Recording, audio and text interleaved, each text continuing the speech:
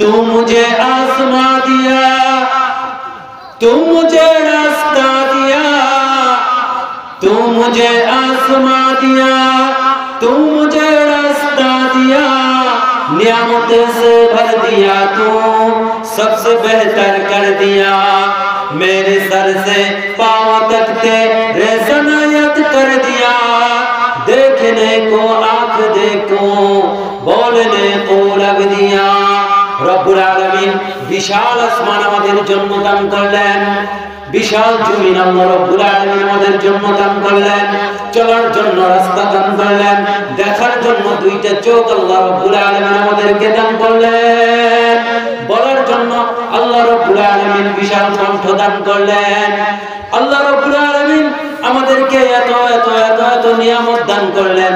আল্লাহ তাআলা এই নিয়ামতের শুকরিয়া যদি আমরা আদায় করতে থাকি আর কিয়ামত পর্যন্ত যদি আল্লাহ রাব্বুল আলামিনের কুদরতি কদমের ভিতরে সিজদায় পড়ে যাই, তবু আল্লাহ তাআলা নিয়ামতের শুকরিয়া আদায় করে আমরা শেষ করতে পারবো না, ঠিক কি না? আল্লাহ রাব্বুল আলামিনের নিয়ামতের শুকরিয়া আদায় করে আমরা শেষ করতে পারবো না। সম্মানিত মুহতারাম হাজিরিন, দুরূদ পড়ি, সালাম পাঠাই আকে নামদার তাজদারে মদিনা সরদারে দু আলম রাসূল আকরাম সাল্লাল্লাহু আলাইহি ওয়াসাল্লামের দরবারে। মুহতারাম হাজিরিন, এই পৃথিবীর জমিনে আমরা আগমন করেছি, এই পৃথিবীর জমিনে আমাদের পূর্বে অনেক মানুষ আগমন করেছিল, তারা আজকে এই পৃথিবীর জমিনে নাই। আবার আমরা আগমন করেছি, আমরাও একদিন থাকবো না, সবাই মৃত্যুবরণ করবে, ঠিক কি না?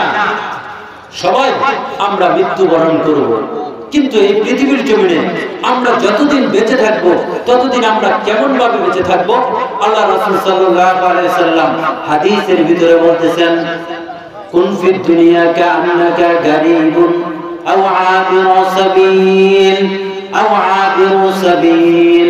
আল্লাহ রাসূল সাল্লাল্লাহু আলাইহি ওয়াসাল্লাম বলেন, তোমরা যতদিন দুনিয়ার জমিনে বেঁচে থাকবে তোমরা এমন ভাবে জীবন যাপন করবে মনে করবে তোমরা হইলা এই দুনিয়াতে একটা দরিদ্র মানুষ, না হয় তোমরা মুসাফির। অর্থাৎ আমরা এই দুনিয়ার জমিনে যতদিন বেঁচে থাকবো ততদিন আমরা মনে করব আমরা খুব দরিদ্র মানুষ, না হয় আমরা হইলাম মুসাফির। আমরা কি? আমরা মুসাফির। এই মুসাফির খানায় আমরা আগমন করেছি, চিরকাল এই মুসাফির খানায় আমরা থাকতে পারবো না। দরিদ্র মানুষ হিসাবে আমরা এই দুনিয়ার জমিনে আমরা বসবাস করব। দুনিয়াটা হলো ক্ষণস্থায়ী জিন্দেগি, পরকাল জিন্দেগি হলো চিরস্থায়ী জিন্দেগি। দুনিয়ার জীবনে আমরা চিরকাল থাকতে পারবো না। আল্লাহ রাব্বুল আলামিন বলেন, আল্লাযী খালাকাল মাউতা ওয়াল হায়াতা الذي خلق الموت والحياة ليبلوكم أيكم أحسن عملا وهو العزيز الغفور। আল্লাহ রাব্বুল আলামিন বলেন, আমি সৃষ্টি করেছি তোমাদের মরণ, এরপরে সৃষ্টি করেছি তোমাদের জীবন। এই মরণ আর জীবনের মাঝখানে যেই সময়টুকু চলে যায় এই সময়টুকু আমি তোমাদের জন্য দান করলাম হায়াত। এই হায়াতি জিন্দেগিতে বান্দা তুমি কতটুকু নেকি কামাই করে আমি আল্লাহ তাআলার কাছে আসতে পারো, এটা পরীক্ষা করবার জন্যই আমি তোমাদেরকে দুনিয়ার জমিনে প্রেরণ করেছি। আল্লাহ রাব্বুল আলামিন আমাদেরকে মরণ আর জীবনের মাঝখানে একটা হায়াত দান করেছেন, পরীক্ষা করবেন আমরা কতটুকু নেকি আমল করে আল্লাহ তাআলার দরবারে যেতে পারব। সম্মানিত মুহতারাম হাজিরিন, এই জন্য এই দুনিয়ার জমিন পরীক্ষার ময়দান। দুনিয়ার জমিন থেকে আমরা যখন চলে যাব, সবাই যখন মৃত্যুবরণ করব, আমাদেরকে কবরের জমিনে রাখা হবে। এই কবর নামক ভয়ঙ্কর জমিনে যখন আমাদেরকে রাখবে, রাখার সাথে সাথে তিনটা প্রশ্ন করা হবে। এক নম্বর প্রশ্ন, মান রব্বুকা। দুই নম্বর প্রশ্ন, মান নবিয়ুকা। তিন নম্বর প্রশ্ন, মা দীনুকা। যখন আমরা মৃত্যুবরণ করব, মৃত্যুবরণ করার পর আমাদেরকে তিনটা প্রশ্ন করা হবে। একটা প্রশ্ন হইল মান রব্বুকা, ওমান নবিয়ুকা, ওয়া মা দীনুকা। এই তিনটা প্রশ্নকে কেন্দ্র করেই আমার আলোচনা। সম্মানিত মুহতারাম হাজিরিন, কবর জমিনে যাওয়ার পরে এই তিনটা প্রশ্ন করবার পরে আমরা এই তিনটা প্রশ্নের জবাব দিতে পারবো কেমন করলে, দুনিয়ার জমিনে কেমন ভাবে জীবন যাপন করলে আমরা এই তিনটা প্রশ্নের জবাব দিতে পারবো। এটা নিয়ে আজকে আমার আলোচনা। সম্মানিত মুহতারাম হাজিরিন, কবর জগৎটা ভয়ঙ্কর জগৎ। কবর এমন একটা জগৎ, এই কবর জগতের ব্যাপারে যখন সাহাবায়ে কেরামের সামনে আল্লাহ রাসূল সাল্লাল্লাহু আলাইহি ওয়াসাল্লাম কবরের সম্পর্কে বয়ান করতেন, তখন উসমান রাদিয়াল্লাহু আনহু তিনি এমন ভাবে কান্না করতেন, কান্নার কারণে দাড়িগুলো ভিজে যাইত এবং তার কান্নার কারণে চোখের পানিতে মাটির ভিতরে টপ টপ করে চোখের পানি পড়তে শুরু করত। কবর একটা ভয়ঙ্কর জগৎ। প্রত্যেকটা মানুষ যখন মৃত্যুবরণ করে, এই মৃত্যুবরণ করার পর প্রত্যেকটা মানুষকে কবরের জমিনে রাখা হয়। এই কবর একটা ভয়ঙ্কর জগৎ। উসমান রাদিয়াল্লাহু আনহু কবরের বয়ান শুনলে এত কান্না করতেন। উসমান রাদিয়াল্লাহু আনহুকে যখন সাহাবায়ে কেরাম জিজ্ঞেস করতেন, ও উসমান, আপনার সামনে জান্নাতের বয়ান করা হয়, আপনার সামনে জাহান্নামের বয়ান করা হয়, আপনার সামনে জান্নাত জাহান্নাম এমন ভয়ঙ্কর বয়ান করা হয়, আপনি এত কান্না করেন না। ও উসমান, যখন আপনার সামনে কবরের কথা বয়ান করা হয় তখন আপনি কেন এত কান্না করেন? উসমান রাদিয়াল্লাহু আনহু বলেন, ও আমার সাথীরা শুনে রাখো, কেন আমি কবরের বয়ান শুনলে কান্না করি? ও আমার সাথীরা শোনো, আল্লাহ রাসূল সাল্লাল্লাহু আলাইহি ওয়াসাল্লাম বলেন, ইন্নাল কবর আউয়াল মানজিলি মিন মানাজিলিল আখিরা ফাইন নাজা মিনহু ফামা বা'দাহু আইসারা মিনহু ওয়া ইন্নামা ইয়ানজু মিনহু ফামা বা'দাহু আশাদ্দু মিনহু। ওয়া আমার সাথীরা শুনে রাখো, আমি কেন কবরের বয়ান শুনলে কান্না করি? আল্লাহ রাসূল সাল্লাল্লাহু আলাইহি ওয়াসাল্লাম বলেন, ও আমার সাথীরা শুনে রাখো, আল্লাহ রাসূল সাল্লাল্লাহু আলাইহি ওয়াসাল্লাম বলেন, এই কবর হলো তোমাদের জন্য প্রথম মঞ্জিল, প্রথম স্টেশন, প্রথম ঘাঁটি। এই কবর মঞ্জিলে যদি তোমরা ধরা খেয়ে যাও তাহলে পরবর্তী যত মঞ্জিল রয়েছে প্রত্যেকটা মঞ্জিল তোমাদের জন্য কঠিন হয়ে যাবে। আল্লাহ রাসূল সাল্লাল্লাহু আলাইহি ওয়াসাল্লাম বলেন, এই কবর হলো তোমাদের পরকালের জমিনের প্রথম ঘাঁটি, প্রথম স্টেশন, প্রথম মঞ্জিল। তোমরা যদি এই কবর মঞ্জিলে ধরা খেয়ে যাও তাহলে পরবর্তী যত মঞ্জিল রয়েছে প্রত্যেকটা মঞ্জিল তোমাদের জন্য কঠিন হয়ে যাবে। ধরা তো একমাত্র তারাই খেয়ে যাবে, কবর মঞ্জিলে ধরা তো তারাই খেয়ে যাবে যারা দুনিয়ার জমিনে রবকে রবের মতো করে মানে নাই, রবকে রবের মতো করে চিনে নাই, রবকে রবের মতো করে রবের কথাগুলো স্মরণ করে নাই, রবের কথাগুলো পালন করে নাই।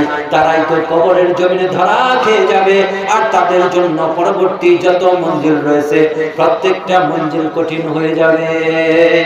এই জন্য কবর মঞ্জিলে যখন আমরা যাব, এই কবর মঞ্জিলে যাওয়ার জন্য দুনিয়ার জমিন থেকে আমল করে কবরের জমিনে আমরা যাব, ঠিক কিনা? রবকে রবের মতো করে চিনতে হবে, রবকে রবের মতো করে বুঝতে হবে, রবের কথাগুলো সঠিকভাবে পালন করতে হবে।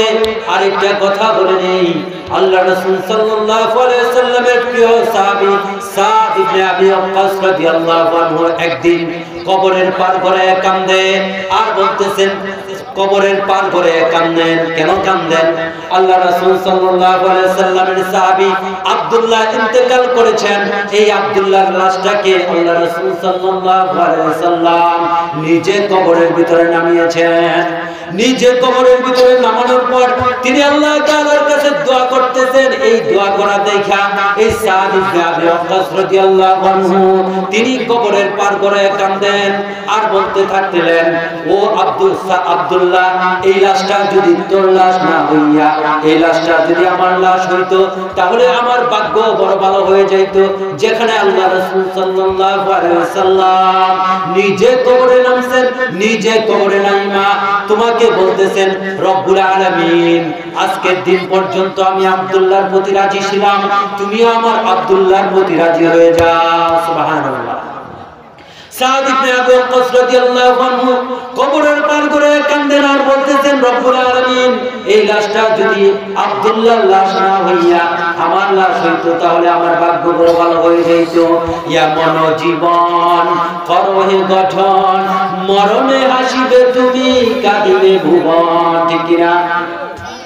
এমন জীবন করো হে গঠন, মরণে হাসিবে তুমি কাঁদিবে ভুবন। তুমি যখন ইন্তেকাল করবে তোমার মৃত্যুতে আসমান কাঁদবে, জমিন কাঁদবে, ফাকাদিস সামাওয়াতি ওয়াল আরদ, তোমার মৃত্যুতে সমস্ত কিছুই কান্না করবে। শুধু তুমি একমাত্র আল্লাহ রাব্বুল আলামিনের জান্নাত দেখে দেখে তুমি আল্লাহ তাআলার কবরে চলে যাবে। তাহলে আমাদের কি করতে হবে? ওই আল্লাহ রাব্বুল আলামিনের যে কথাগুলো আল্লাহ তাআলা বলছেন, যে আল্লাহ তাআলা বললেন এই দুনিয়ার জমিনে আমি তোমাদের সৃষ্টি করলাম আগে মরণ, তারপরে তোমাদের জীবন।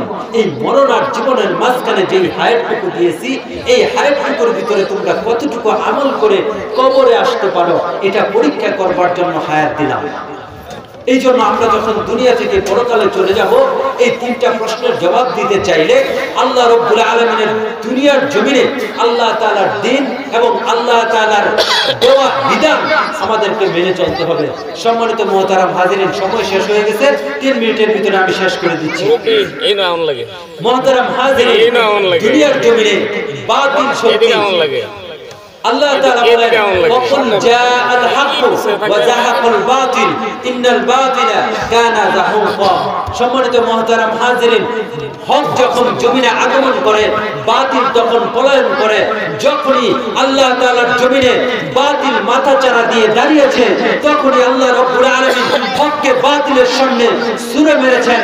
ফেরাউন যখন বাতিল দুনিয়ার জমিনে মাথাচাড়া দিয়ে দাঁড়িয়ে গেল তখন আল্লাহ রাব্বুল আলামিন মুসা আলাইহিস সালাতু ওয়াস সালামকে হক হিসেবে দুনিয়ার জমিনে ছেড়ে দিলেন, ওই বাতিলের সামনে ছেড়ে দিলেন।